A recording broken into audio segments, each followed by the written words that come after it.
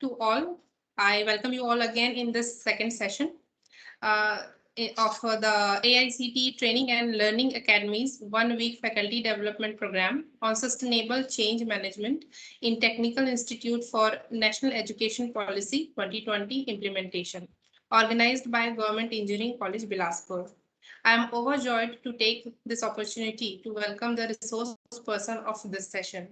Today, in this session, we have with us Dr. Vishal Arghode. He is a faculty member in the Organizational Behavior and Human Resources Management area at IIM Nagpur. Before joining IIM Nagpur, he was a faculty member of Organizational Learning and Leadership doctoral program at Genoa University, Pennsylvania for 6 years, where he served as a chair and committee member in doctoral committees besides teaching and researching in organizational studies, human resources, and allied areas. He has published in reputed peer-reviewed journals and has presented at leading international conferences. His current research interests include change leadership, organizational culture and performance management, and emerging issues in organizations. He has over 10 years experience of teaching, training, and research, organizational studies, leadership, and management topics in PhD and master's program. He also has extensive experience developing interactive online courses in Blackboard, Moodle, and utilizing synchronous and asynchronous environments. He has instructed doctoral and master students in organizational studies, management studies, public administration, leadership, and research methods topics, receiving excellent reviews and student feedback. He has published 17 research articles and did 15 conference presentations, 2 book chapters, and 2 book review articles in organizational studies, leadership, human resource development, and research methods topics. He also advised 20 doctoral students as a dissertation committee chairman and member. He will be discussing on organizational effectiveness and organizational learning in higher education institutions. Keeping higher education institutes in focus, this session will cover organizational learning and effectiveness. Through case studies, discussions, and real-life examples, the concept will be highlighted and elaborated. The aim of the session is to encourage a spirit discussion on how the institution can serve as example of organizational learning. So I invite him for his address. Please, sir. Yeah, thank you so much for the nice introduction, and thank you so much for once again for the opportunity to interact with everyone. And as much as I'm going to share what I have found in my research and through my presentation, I would also like to hear from everyone. And I do understand that there are a lot of participants. So one of the things that I would encourage is if you have any concerns or questions, please, if you can mention it in the chat box. And I have with me my able academic associate here at IIM Nagpur, Miss Anita Soni, and she has joined us, and she will be helping us to, in fact, she'll be helping me to find out the comments and the questions so that I can address the collective responses to those questions. So feel free to mention anything that you would like me to address during the course of presentation, and during the break time, I'll certainly get a time to review these questions, and then I can go to these questions and try to address it to the best of my abilities. I'll just tell you that in case I don't know any response, I'll certainly like to get back to you. It may happen that I might not right away know a response to your question, but I'll certainly try to get back to you as soon as I can. You can always be in touch with me via email. Yes. Sir, sorry for interruption. This MS team does not give them opportunity to put into the chat box. So okay. What they can do, sir, they can put in a WhatsApp group, which I already have. And okay. this our Miss Indrani, okay. She will be putting it to chat box. Okay, okay, fine with me. Indrani and Vivek, you can do this thing. Sure, sure. Okay. So in that case, You Ms. see- Anita Soni can help me to see if I'm missing out on someone. If someone is raising hand and if they want to ask me a question, and if I'm missing out on someone, maybe she can help me out on that thing. Or if I receive a question via WhatsApp also, probably that's also a Sure, sir. possibility to do that. Yeah. Sure, sir. Sure, sir. Yeah. So thank you so much for Thank- doing that, and thank you, Indrani, once again in advance for all the help that you're doing, all the help that you're providing, and I look forward to the session. And thank you so much again, Professor Singhai. I cannot. I'm very excited to be with everyone, and and also thank you for sharing the survey link. And I'm really excited to see so many responses.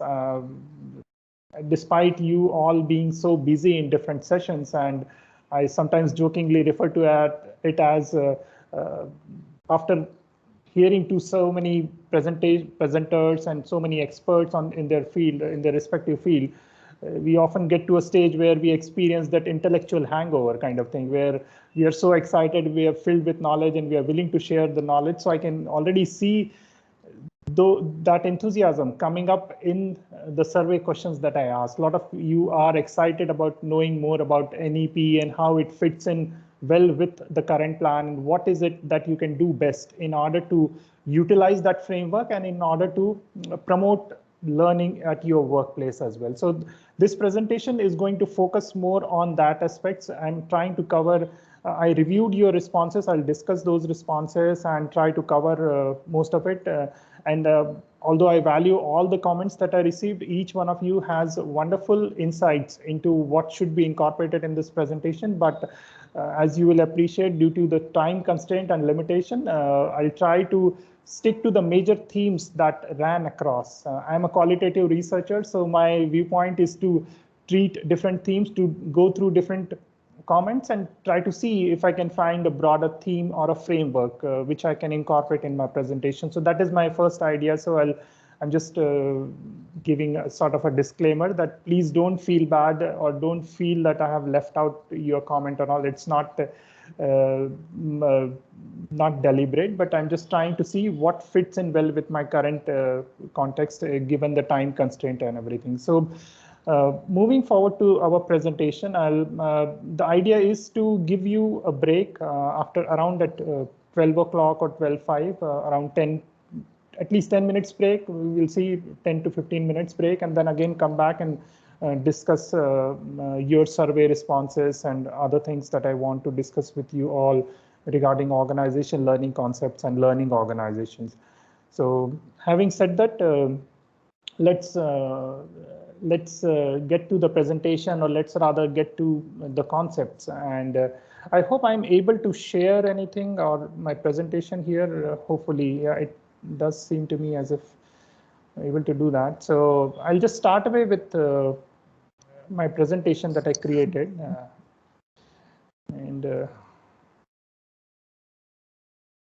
Just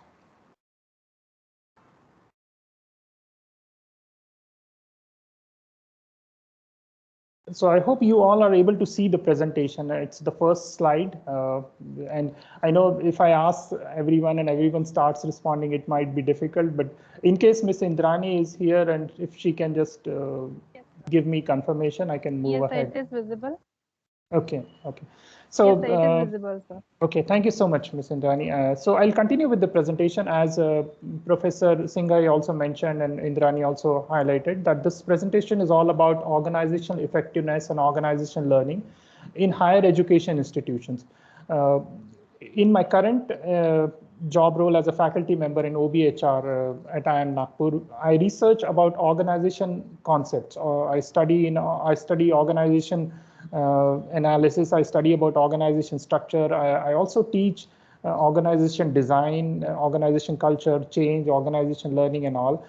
So my whole idea was to how can we bridge these two different disciplines? How can we connect management discipline with education discipline? As Professor Singhai mentioned, that there are a lot of professors here, I think more than 25 professors from educational institutions. So they might probably welcome this kind of linkage between management discipline and education discipline. and that how can we apply the concepts of organization learning, learning organization into educational institutions. We are all part of educational institutions, and in fact, you will be surprised to know that I was reading one of the research articles, and in that research article, it was highlighted that as a university, our institutions are not doing a very good job of being a learning organization. As much as it's surprising to hear, it's also shocking for us because we are all epicenter or rather temples of learning, but at the same time, we may not be able to create an exemplar or create very good examples of organization learning to for others to emulate.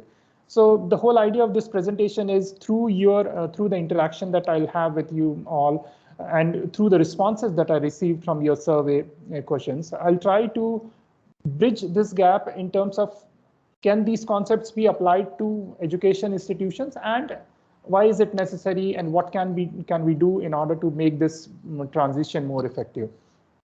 So to emphasize the process of learning, or rather organization learning, the first and foremost thing I wanted to highlight was, according to World Economic Forum, the average lifespan of a Fortune 500 company is 40 to 50 years, which is even less than what an adult human being expects. Means normally the life expectancy is much beyond 70 years or 80 years, 85 years in developed countries and all.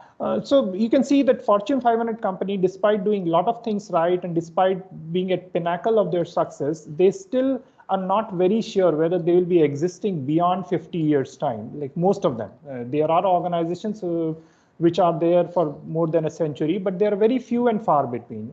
You can even count them on your fingers that these are the only organizations which are existing right now, but most of the organizations are either dead or are in the decline phase. Another thing about this is, as an organism or as an organization, there is only two places to go. Either you are growing or you are declining. Like there is no such place that you can maintain a status quo and you can say that, okay, I will just hold on to my position and I'll stay like this forever. And that has also been, you can also easily relate it with your own personal examples, that as a professor or as an employee or as an entity within organization, it's always an expectation that you are always growing, you're always learning, you are incorporating new skills, your new skills are being imparted to you, or you are learning or imbibing new values, you're trying to learn about the different technical aspects of your own job, but you're also trying to venture into other areas where previously you might not have ventured. So learning is becoming an epicenter. It's becoming more and more important as we embark on this learning journey. And with this new NEP guidelines and all, you might have seen how there is a lot of focus on improving skills, skill-based education. So again, we go back to the learning process, and the idea behind showing you this quote was to emphasize the importance of learning. Unless the organization is learning properly, it's very difficult to move ahead. It's very difficult to focus. It's very difficult to progress in their own field. So, and this is another, I know there are a lot of engineers here, a lot of people who would love to see data, a lot of analytical minds here. So I just wanted to give them food for thought. So this is just an half-life curve I found from one of the articles, and this just shows how much time it is needed for 50% improvement in their from their current levels. And it shows different things, for example, on-time delivery, failure rate, and other things. So the graph on the left side or the vertical axis just shows failure rate or on-time delivery or time required to deliver versus obviously horizontal axis or x-axis just shows the time needed. And over here you can see that there is an organization which is, if you focus as C as an organization, although it starts as the one which is committing a lot of mistakes, which is not delivering things on time, but Excuse me, sir. but yes, Sorry to interrupt. This thing is like not changing. It's constant actually. Whatever the you're slide is saying. not changing. The slide is like still in the first slide, which Okay. so we can't see the data which you are explaining actually. Okay. Just hold on. Sorry for that. I don't know, because at my end it's changing. So because I put it on slideshow. So is it showing graph now or it's not? No, sir. No, sir. It's just still the first slide. So the slide is not moving. Okay, the first slide with the title on it, right? Yeah. Okay. So just like if you close it and again start to. Yeah, okay. So I'll just try to close it and again try to share it. Sorry for that interruption. Thank you so much, Anita, for Yeah. Sure, sir. me Sure. out. So just hold on.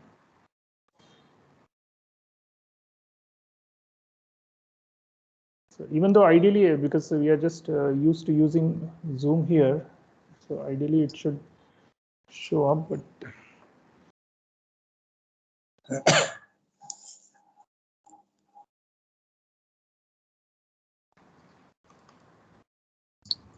just hold on. Vivek, what could be the reason?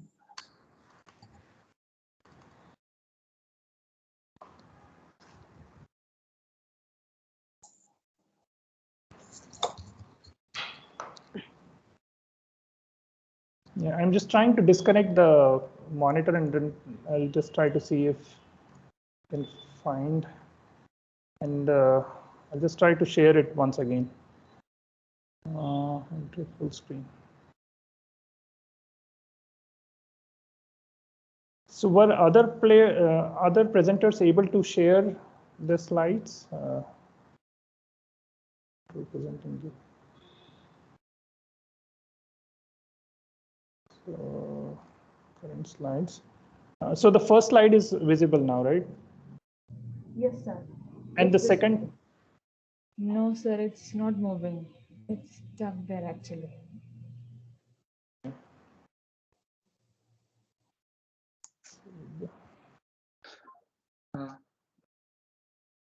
Sir, you can stop sharing, and once you can share and screen one.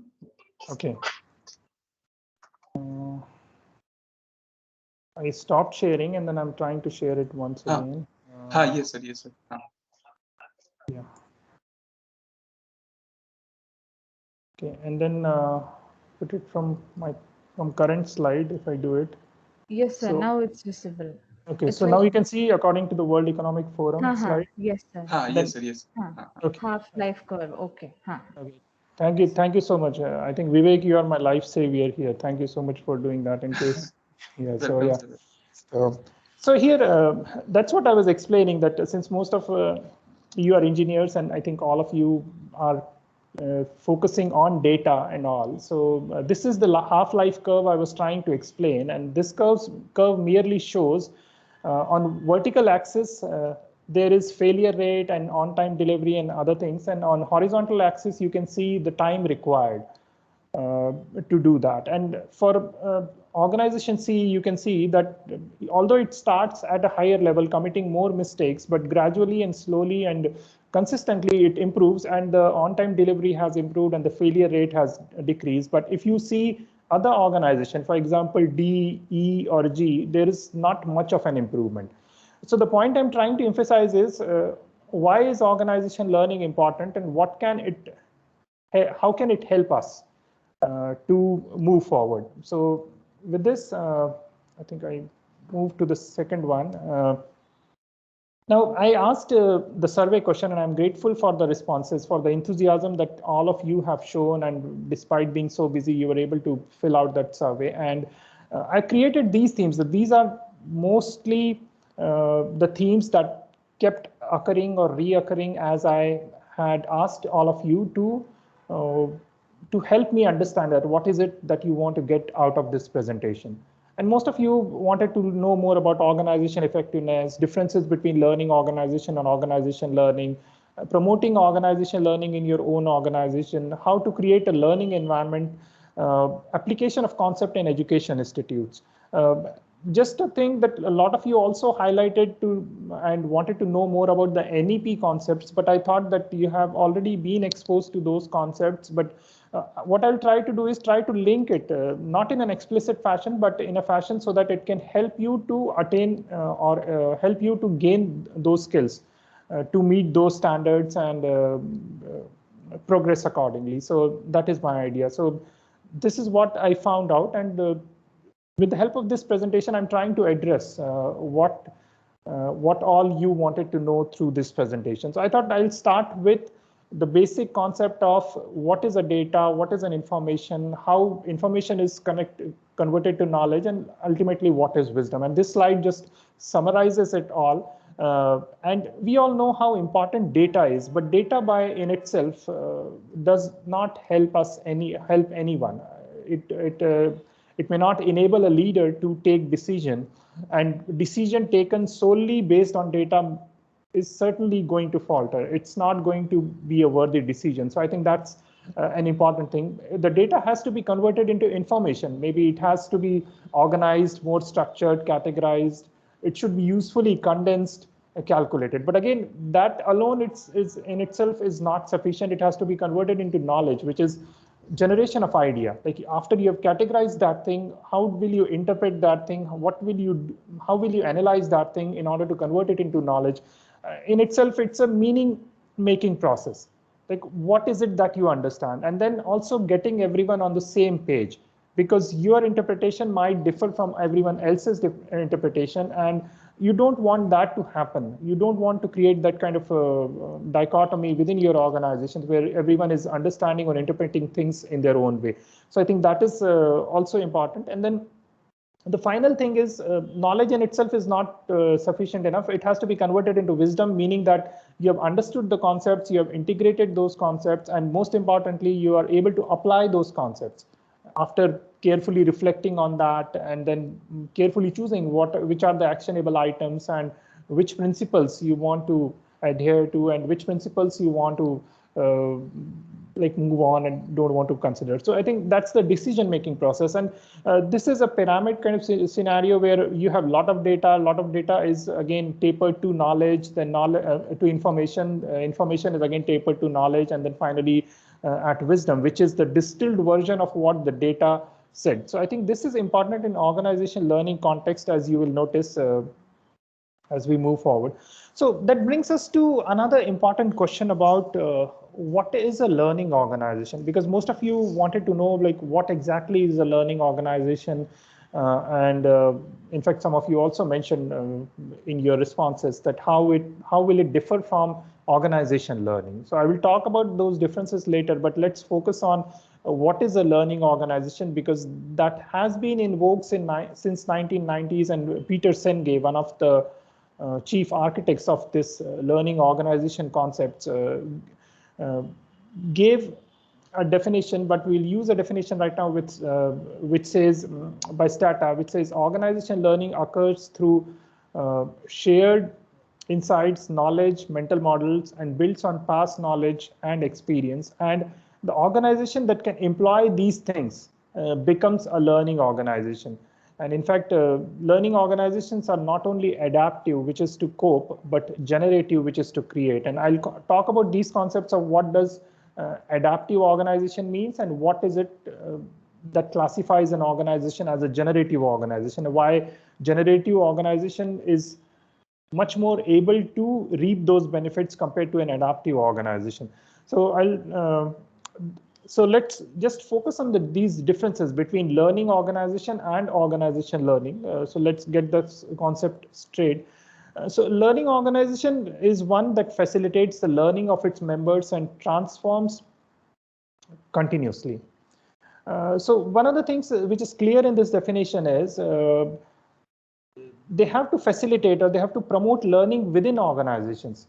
They have to create opportunities for their members where everyone can learn within that organization. For example, through training program, through ongoing discussion, through deliberations, through like skill-based trainings and more exposure to knowledge. Sometimes it can even be done through coaching and mentoring and whatnot. But it has to be a continuous transformation. I think learning in itself is not good enough. Learning has to be transformed. Learning has to be translated well into practice, and that's what learning organization stands for.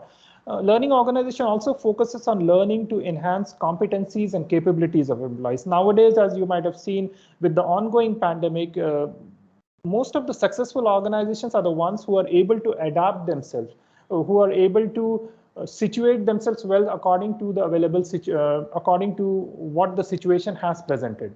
Whereas some organizations may say that, okay, this is an ongoing pandemic, it's an adversity, there's nothing that we can do about it. And more than likely, these organizations are not going to do very well in the near future if they continue to hold on to their old premise of inflexibility or not welcoming change and anything. You might have seen there are a lot of organizations which have adapted themselves very beautifully in this current scenario, and they have reaped rich dividends as a result of that. But at the same time, there are organizations which were not able to adjust well in the ongoing scenario, and that's why I'm repeatedly stressing that how being a learning organization puts you at a advantageous situation. Especially as educational institutions, we all had to undergo a drastic and a sudden change, which may be even called as a disruptive change. No one ever imagined that we will have to embrace online learning to such an extent and at such a breakneck speed. Like all of us are suddenly teaching our students online, we are interacting with them online, we are advising our students using an online mechanism. And even this program, under normal circumstances, I would have loved to come to your place and would have loved to interact face to face with everyone. But due to this ongoing pandemic, we had to adapt. We had to learn new ways. At the same time, just to give you a small example, I'm used to using Zoom in my organization, but now I have to deliver this lecture using MS Teams, and that's also a learning process. So I think the point I'm trying to make is there's always an ongoing improvement and ongoing transformation that has to happen in case an organization wants to be successful. And they say learning organization is a structure, and the reason it is said that is this concept of learning has to be built in within the structure of that organization so that it promotes flexibility, it promotes openness, it embraces trust, it encourages empowerment, it helps employees to get, or rather it just delegates responsibility. So those things have to happen, and leadership has to play a crucial role, but at the same time, everyone within the organization has to embrace that change in order to make it as a learning organization. Now, as opposed to that, it also focuses on processes and purposes. But when you move on to organization learning, organization learning is mostly a concept. It's a sophisticated ideas and processes that you need to inject some life into your businesses that can be summed up as an organization learning. And you can even say that focuses on learning by experience and knowledge gathered from day-to-day activities. So everything has to be documented. As professors and as researchers and as scholars, we are all used to collecting data, making sense of that data, converting that data from information to knowledge and ultimately to wisdom, which we share through our conference presentations, through our publications, through our training programs that we deliver. So it's an ongoing process of focusing on learning by experiencing and knowledge gathered from day-to-day activities. That's also so that is the basic concept about organization learning. Now, Peter Senge, because he can be easily referred to as a father of organization learning or learning organization, who also came up with this book about fifth discipline, and in which he called about different concepts, and I'm going to discuss those concepts shortly. So he said that organizations that encourage adaptive and generative learning, encouraging their employees to think outside the box and work in conjunction with other employees to find the best answer to any problem. Now, if you look at this definition, there are few things that can easily attract our attention or that are easily very important. First and foremost thing is he's promoting a shared vision or a team-based learning. Like everyone has to participate, everyone has to support each other. Things cannot be done in isolation. If we continue to work in silos, it's very difficult to achieve the status of an learning organization. a lot of times people say that as educators or as scholars, we continue to work in our own silos. We are all sometimes separated from our other colleagues, and there is not a lot of interaction that is happening. But if we want to make it as a learning organization, or if we want to promote organization learning within our organization, the first and foremost thing is, can we develop a shared vision? Can we encourage team-based learning? That is very important. And another thing is, can we be more creative? Can we move past the old way of doing things, and can we look forward to embracing change, and change for better, and change that can promote learning and can advance our understanding of the world. So first and foremost, Senge mentioned that personal mastery is important. And in order to understand personal mastery, it's more about developing openness and trust, and developing your skill level so that you become master of your own field. Because nowadays, as we are seeing, as more and more skilled people are needed, and in NEP also the skill-based education is stressed. Earlier we used to see that people were fine if they had limited skill availability, and it's kind of master of all trades, and like jack of all trades and master of none kind of approach. But over now in the current scenario, we need people who are highly skilled in one specialized area, and those people are going to reap rich rewards as they move forward. Another one is shared vision or culture. Like, is your organization supportive of the activities that you're doing, and in what ways are they supporting you in your activities?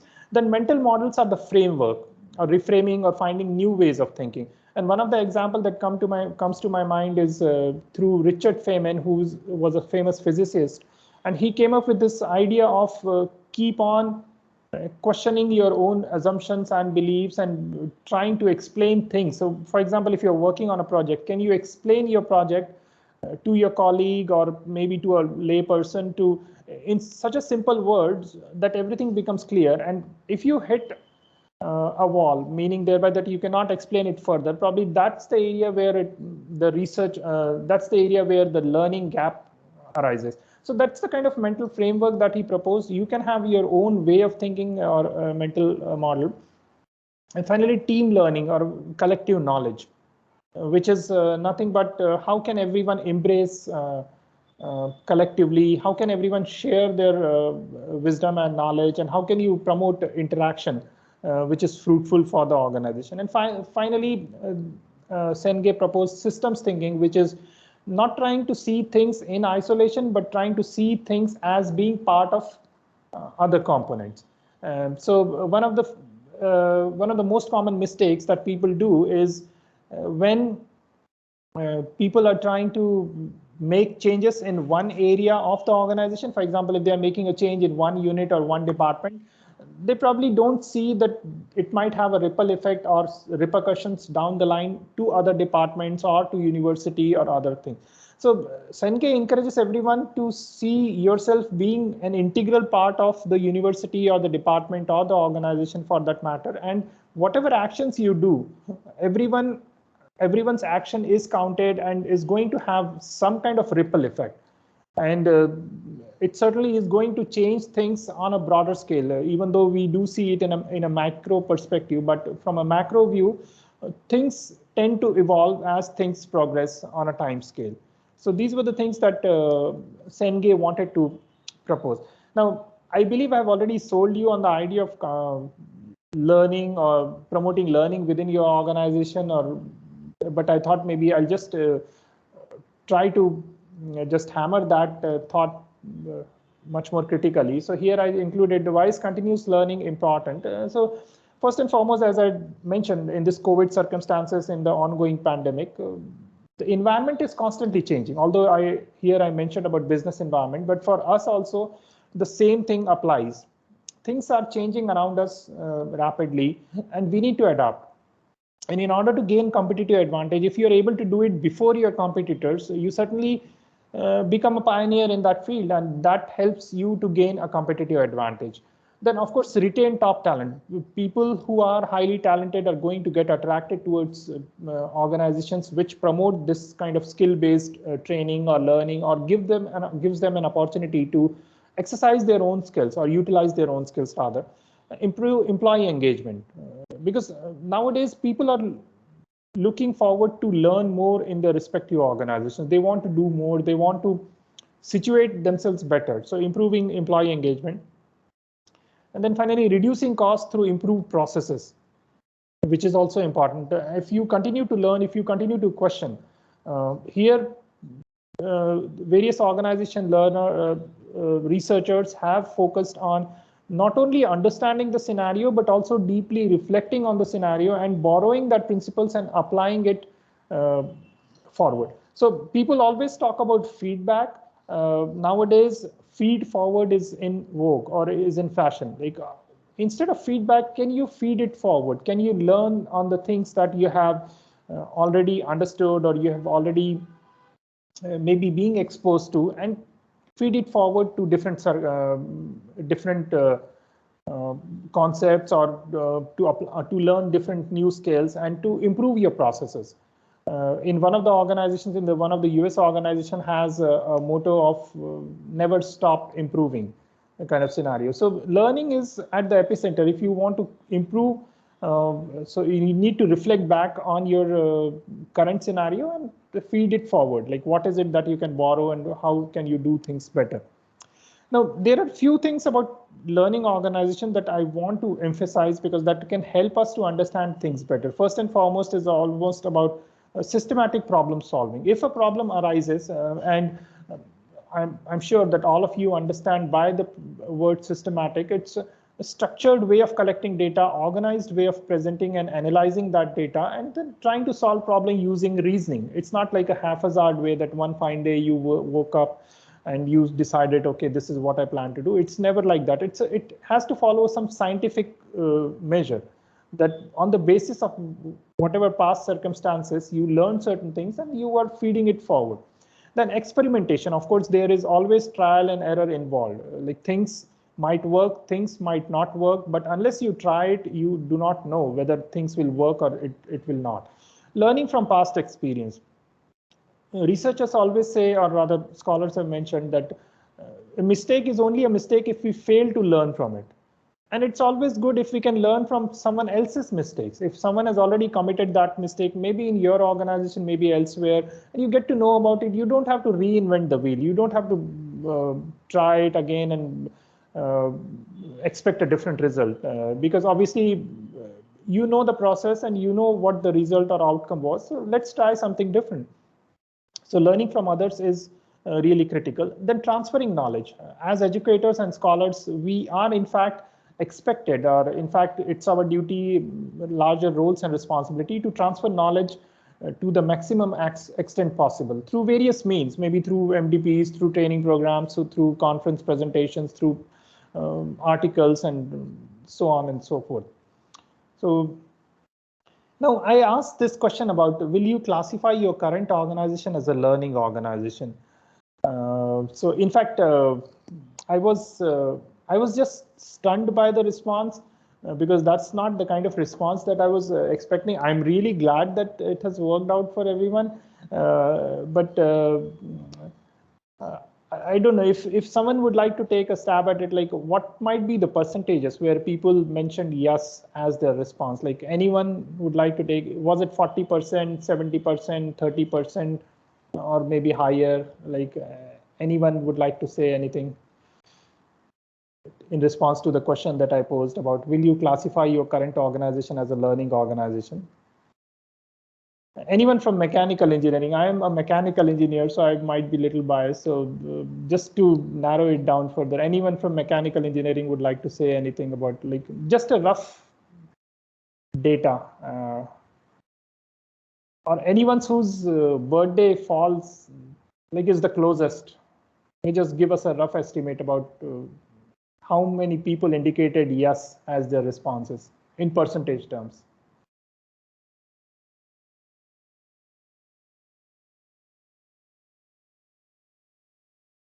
Okay, anyhow, so I was hoping that this percentage. There is a, yes sir. Yeah, please. 40% has been written in the chat box, sir. Okay. 40%. Okay, 40%. Okay, yeah.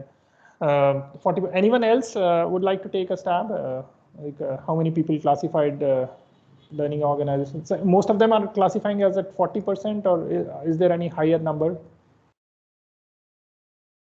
Just 40% till now. Till now. Okay, okay. So in fact, you will be surprised. I was also surprised, when the response came. You can see, right? I never expected this. Like more than 90% people have indicated that their organization is a learning organization, and I'm really glad. If it is a learning organization, I'm really glad. And this is in fact after the fact that I have given you a survey in terms of supportive learning environment, concrete learning experiences, and other things, and I'd given you, asked you to fill out a survey and all. So I'm glad, and I'm really, I think, excited to know about it, that you consider yourself as a learning organization. But as we go through this presentation, we'll try to evaluate once again that is our organization really a learning organization, or is our organization getting towards it, like becoming a learning organization? So that's what we'll try to find out. But again, thank you for your response once again. It was an eye-opener. In fact, research suggests, and in fact, Peter Senge was once asked, that do you consider schools as learning organization? And his response was definitely not. And he said, what about universities? And he was saying, yeah, they are getting there, but again, he's skeptical. Like not a lot of people, not a lot of researchers or scientists will classify universities or institutions as learning organizations. And it's very ironical, I know, because we are all temples of learning. We are all expected to not only disburse knowledge, but also learn ourselves. That what are the things that can we do better? So through this presentation, what I'm trying to emphasize is, can we borrow the concepts of management and can we apply it in our own field, in our own institutions, in our own work environment to make it more as a learning organization, or to promote organization learning? So I think we'll move forward. Another thing that I wanted to highlight was Kolb's experiential learning model. Even though these principles, as you might have seen, my education colleagues will resonate well with this, what I'm trying to explain here. It's all about adult learning principles, and it demonstrates how we tend to learn things through our concrete experiences, maybe through class activities and all. And there is a lot of push about different learning styles also. Some people are, say, auditory learners, some people are tactile learners, some people want to experience things by themselves. So it depends on what type of learning style is there, but in general, people want to learn through their concrete experience. You might have heard of the phrase where people say that people tend to remember the most when they do. Like I see, I understand, I do, I learn, something of that sort, where it's a progression. If you merely tell someone, they might just forget. If they see something, they might just understand or remember it for a little longer. But if you ask them to do certain things or experience it themselves, they're going to retain that knowledge better. They're going to understand things better, and they can relate with what concepts you're trying to explain.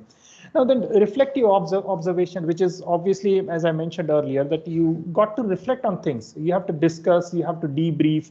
A lot of times, I think whenever we are going through that learning process, this debriefing is missing. In fact, the US military utilizes this debriefing a lot of times.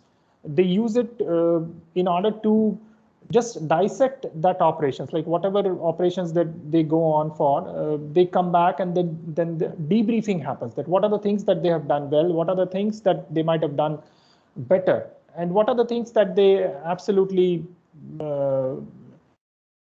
absolutely failed upon. They could not do it well. They could not, and what is it that they can do better later on. So they're always trying to debrief and dissect and then feed forward in their next operation. So the next operation is going to be better than what. So can we utilize that reflective observation technique in our own fields as well? For example, after teaching a class, like obviously a lot of you, I'm sure all of you might already been doing this, but I'm encouraging you to do that, to reflect back. Like, what is it that I have done better in this session? What is it that I should have done in a different way? And then feeding it forward, recognizing that there's always an opportunity to do things better. And How can you connect well with the learning objectives as well as objectives of the NEP that is being encouraged by all of us? Then abstract conceptualization, that what is it, how well you understand that concept, and finally active experimentation, which is personal application, assignments and all. So moving from concrete experiences to reflective observation to abstract conceptualization to active experimentation is what this Kolb's experiential learning model says. And this is just further explanation to what I mentioned earlier. So learning by experiencing is one of the things that people always remember how they feel. So they say that people may forget what you say to them, people may forget what you do to them, but people will never forget how you made them feel. That is what, just to give you an example, if you are watching a movie, if the movies that you enjoy the most are the ones that somehow resonate well with your deep psyche, like they connect well with you in whatever way. Maybe they are humorous, maybe they are sad, or maybe they are inspiring, or maybe they are encouraging, or what sort. Like if it connects well with your emotions, then you have a better chance of that thing getting registered. So same thing is with our students also. Research is now moving into direction where can we be more connected with our students? Can we relate the concepts better with our students? Can we understand things from our students' perspective? Can we put ourselves in our students' shoes and see what our presentation, what our content means to them? And that can enable us to design things better and connect it well with the ongoing agenda. So from specific experiences, relating to people, and sensitivity to feelings and people, which is concrete experience. But then reflective observation is always, obviously, as educators, as researchers or scholars, we always have to keep our eyes and ears open for the constant input that we are getting. Like how can we observe things? What is it that we can watch? So that we can do things better. So careful observation before making judgments.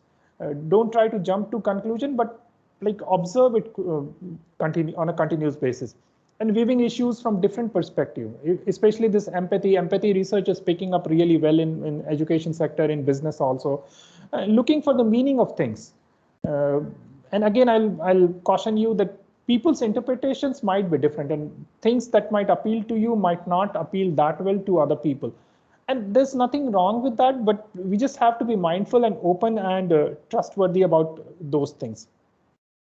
And finally, there is an abstract conceptualization, which is learning by thinking. So logically analyzing ideas, planning systematically, acting on an intellectual understanding of the situation. So that's all about thinking and reflecting more deeply. And finally, active experimentation. So at least learning by doing. Can you take risk? Can you show ability to get things done? And can you influence people and events through action? I think they say if you fail to perform an action, it only translates it's not going to be of any use. So active experimentation or doing is what is needed in your field of work, or for that matter for anyone in the organization.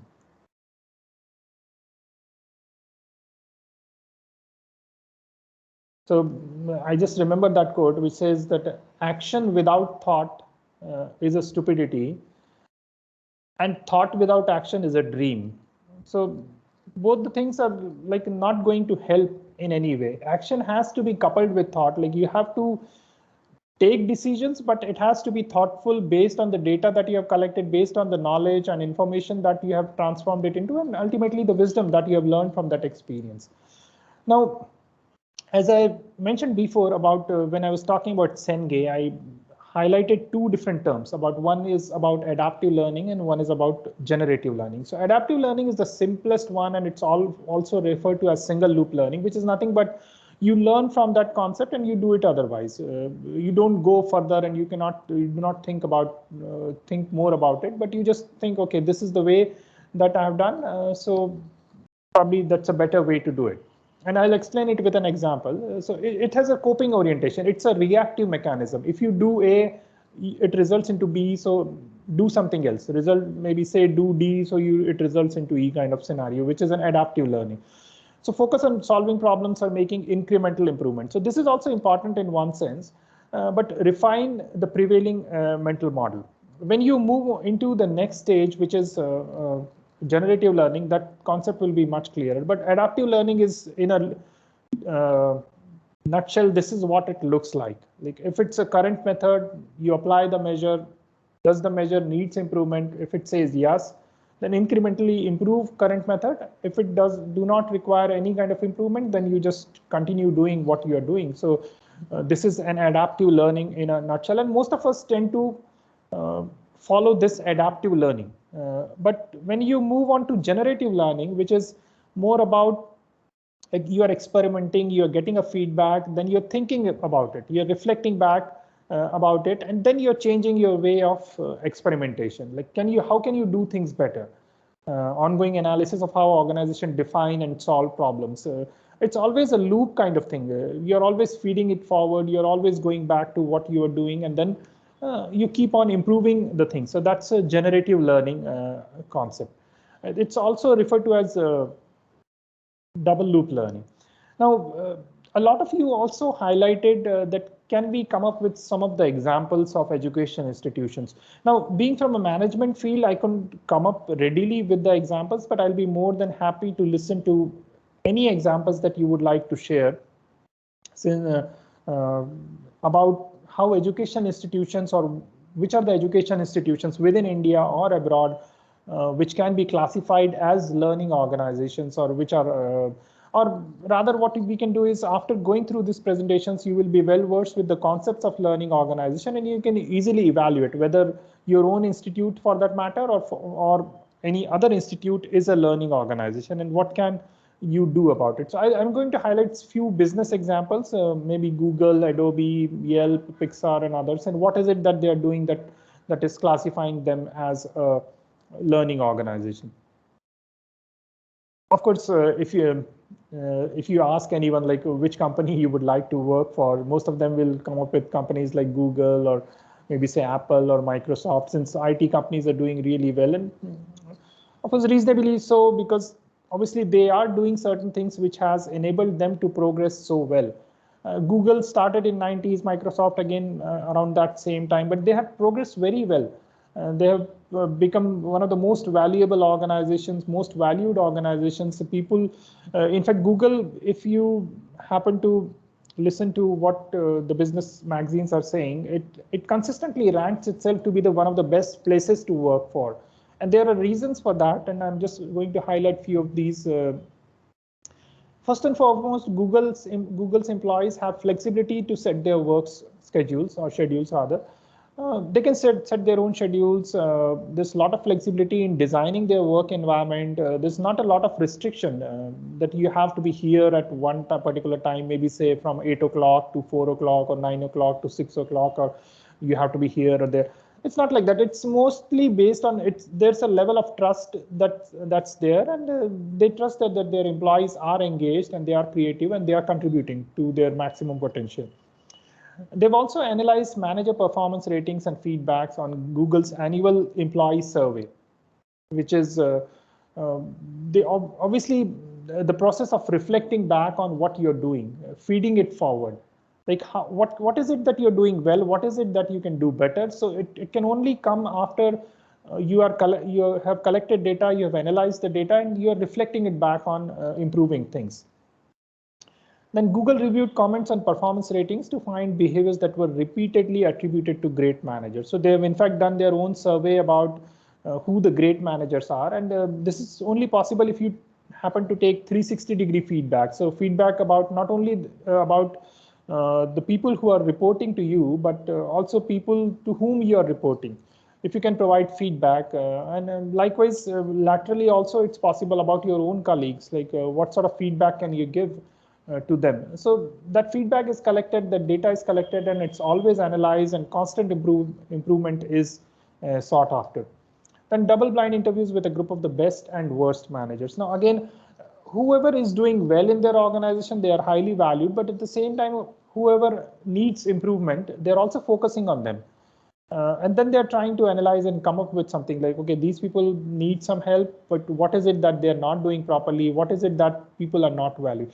Now, one of the ways that this 360-degree feedback is useful, but a lot of times people also consider receiving feedback from their customers. And nowadays you might have seen that if you go to a hotel or if you go to other place, even if you go to your bank website and if you log out, they'll ask you for maybe, are you willing to provide a customer feedback about your experience in utilizing our website and all. So people are always encouraged to collect data, as much data as they can, in order to make the experience better.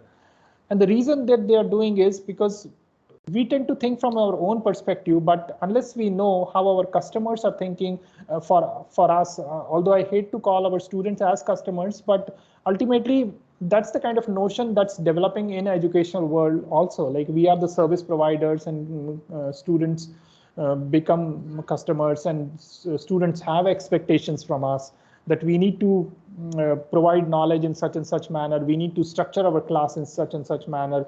And maybe we need to design our curriculum or syllabus in a manner which is more palatable for them.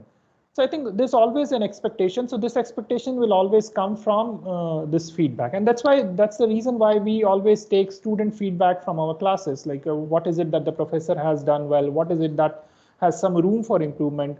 How was your learning experience in the class? So that's always, so that's an increasing focus on getting feedback, and that the reason is to improve things, to make it better.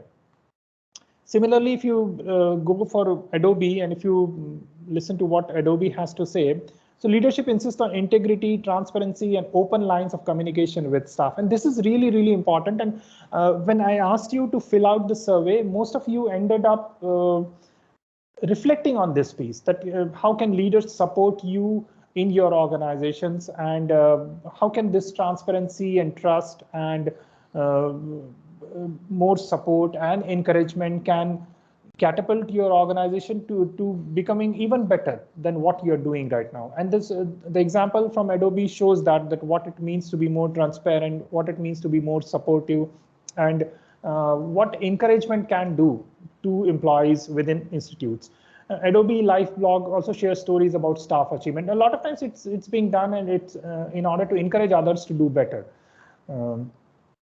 They provide many learning opportunities for staff through on-demand online courses, mentorship, leadership development program.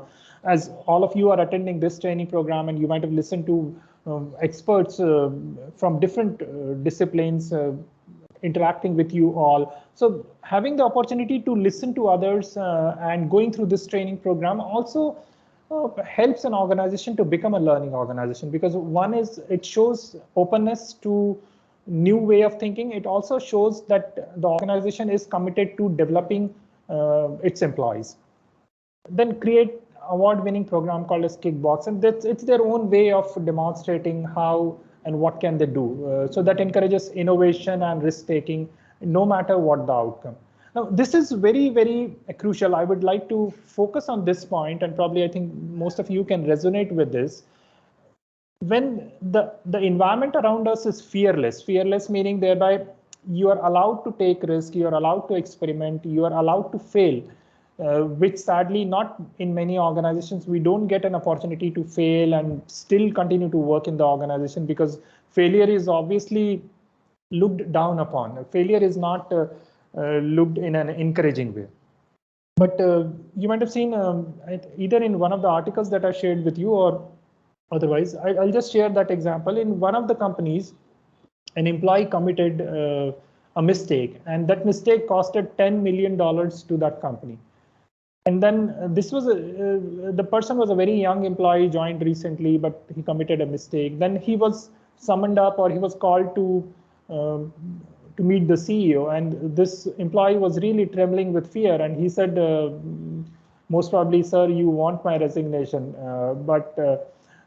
And then the CEO said, are you kidding me? We just spent $10 million educating you. Now, I'm not saying that institutions or organizations have to spend that much amount of money in trying to educate people, but if you happen to terminate that person, or if that person leaves the organization, that person is going to take away whatever learning that person has experienced. So, and again, at the same time, I'm not encouraging that people just keep on having people in organizations who end up committing a lot of mistakes. There are different types of mistakes. There are mistakes out of negligence or carelessness or say insincerity, and there are mistakes because people wanted to experiment, wanted to try something new, wanted to be creative, and mistakes happen because no one knows the end result. But if you keep on trying, and if so I'm trying to say is, you not only see the outcome, but you also see the process. Most of us are stuck with the outcome. We don't look at the process, and for that matter, the leadership in different institutions or organizations, because we all are evaluated based on what we produce. No one really sees what is the process that we have employed, what is the effort that goes in. And at the same time, you will say that it may not be possible because no one really knows that what is it that you have put into that. And so the best way to evaluate a people is from outcome. What I'm trying to say is not only outcome, but maybe this thing also has some consideration. And that way you can encourage people to not only commit, not only do things in a better way, but also not only hide their mistakes. Toyota, it used to happen that they encourage people to come up with improvements. They want people to report whatever errors or mistakes that they have done, and as a result of that, the safety has improved in their organization, and they are performing better. And this is just a small example about what Toyota is doing in order to find out, in order to get to the root cause of things. And it can also be considered as a systematic way of problem solving. So this is just a very small example about what can Toyota do, or what is rather Toyota doing and all. And the point I'm trying to make is, if you focus on these things, and if you encourage people to be more creative, encourage out of the box thinking, wonderful results happen. And Toyota is an example because it consistently fared amongst most innovative companies, along with Google or Apple or even Microsoft and other companies. And this is one of the automobile companies. Other companies are obviously IT giants, as you may know. So this is important. Now, another part, and we'll take a short break shortly, just summing up with these examples, because that's what I wanted to share. So Yelp is another example which said everyone at Yelp has stretch roles, giving people responsibilities just beyond their current capabilities. In HR terms, we call it as job enlargement and job enrichment. So enlargement is something that you are given more responsibilities along the same line, but enrichment is where you are given variety of responsibilities, not just like if you're doing, say, one unit of work, and if you're asked to do 2 units and 3 units, it's a job enlargement that's happening. But enrichment is when you're doing A, then you're also asked to do B, and then you're also trained in C. So that helps to improve your skill set, and that's really important in a current scenario. People are promoted from within, which is incentivizing both personal development and nurturing others. There are a lot of organizations in business and businesses who would like to promote within their own organizations. They won't like to hire anyone from outside, although there can be exceptions. I'm not saying the exceptions don't occur, but most of them try to hire people from within their organization, and then they want to come up. Similarly, Pixar is also another which promotes learning. They have their own Pixar universities, which require training as well as optional classes for different disciplines. And then their directors are also empowered to make decisions and take care not to undermine their authority at the same time. And then directors are asked to take development in their own hands by asking for help from a creative brain trust. And also, as you can see, this shared vision or team-based learning is always there if you consider organization as a learning organization. And I would like to, since I'm working at IIM Nagpur, so obviously this is one of the organizations that comes to my mind when it comes to as a learning organization. And I would certainly classify my organization as a learning organization on account of these things. First and foremost, I'm really grateful to the leadership team, which invites feedback, open discussions, and consultation. Diverse viewpoints are also valued and carefully evaluated for consideration. So during faculty meetings or otherwise, also during informal chats, also we interact with other faculty members, our leaders, and all. So it is really helpful to make organization a learning organization. We are also free to utilize funds, the faculty development funds, for our own training and development, to get material that can help us to understand things better, to expand our learning horizon. So that way it really is very helpful. Employees are also encouraged to take up multiple roles and learn beyond their profiles. Although I do know, as a learning organization, as a growing organization, the IIM Nagpur was started in 2015, but it has grown very well. So in the past so many years, we have not only registered 100% placement, but our placements finish much ahead, sometimes even before the older IIMs. And we also follow this auditing of placement, so maintaining that transparency and all. And sorry if I appear as if bragging too much about my organization, but I thought I'll just share it because this is the closest organization that I can find in terms of educational institutions as a learning organizations. So curriculum is updated every few terms, and I'm sure all of you might be doing that, rather all of you are doing that in your own respective field of incorporating whatever recent trends and advancements are there in your own field and incorporating it in your own curriculum or syllabus to disseminate knowledge, the latest trends and all. So I think that was one of the few examples that I wanted to share about my own institute as well as the other examples. So with this, we come to the end of, I think, the first part of this session. I would like to give everyone a break, just to reflect on the thoughts. And if you have any concerns or questions, just feel free to mention it in either WhatsApp or through chat box and utilize this time. And we'll come back again around, right now the time is 12:06. So if it's possible, maybe let's come back again by say 12, rather 12:07 is all. So maybe come back at 12:20. So 12:20 we come back, and meanwhile utilize this time, whatever time you have for either question or whatever, however way, whichever way you want